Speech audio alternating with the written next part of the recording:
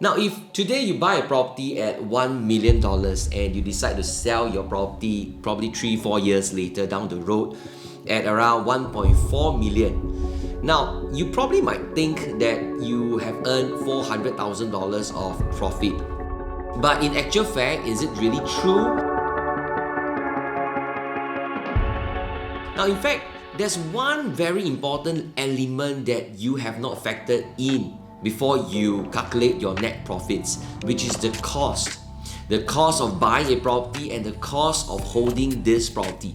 And this is a very important element whenever we want to understand how much profits we want to achieve. So if today you are a property investor or someone who just wants to begin to understand a little bit more about how you can invest in property, this video will be extremely important and useful for you. So without further ado, let's dive down to understand all the different breakdowns of the different costs involved. Now, there are two different types of costs involved when you buy a property, which is the fixed cost and the holding costs. So what are the difference between these two? Now, fixed cost is just a one-time payment and there's no recurring cost involved. It includes stuff like buyer's stamp duties, your legal fees, your renovation costs, agent fees, and even valuation report that probably you might need to pay as well. So these are fixed costs. So how about holding costs? Now, holding costs is not a one-time payment. It's a recurring thing so long as you keep holding your property. And it's a cost that involves things like bank interest, monthly maintenance fees, property tax, insurance, and probably some home improvements that you want to do along the way when you're still staying in the property, and even other miscellaneous costs as well. Now, in order for us to understand these two different costs deeper, I'll be sharing with you guys my own personal case study because I bought my home in 2018 and there are costs involved which I'm going to break down for you guys to understand, and then you'll be able to see the whole entire picture. So let's go in right now. So I bought this condo in Punggol in 2018 and the price that I bought is 1.1 million. So let's look at all the different breakdowns of the costs involved. So let's talk about the fixed cost first.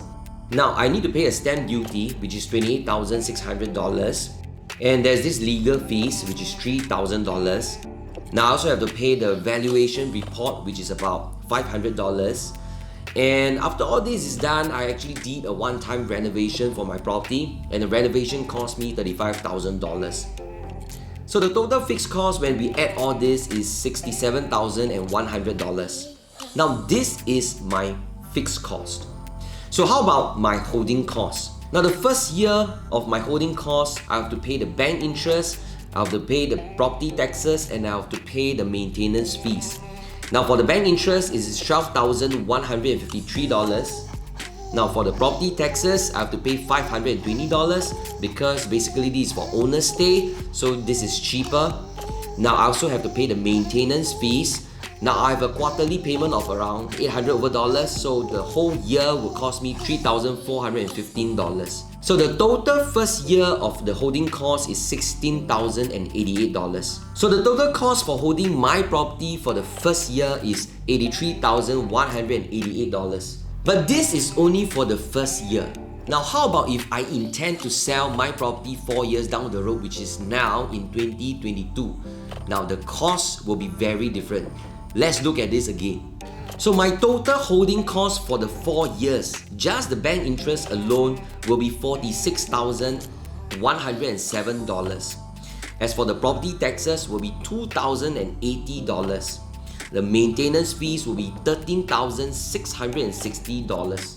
So the total holding cost for these 4 years will be $61,847. Now, if we add the entire fixed cost and the holding cost for the 4 years, it will be $128,947.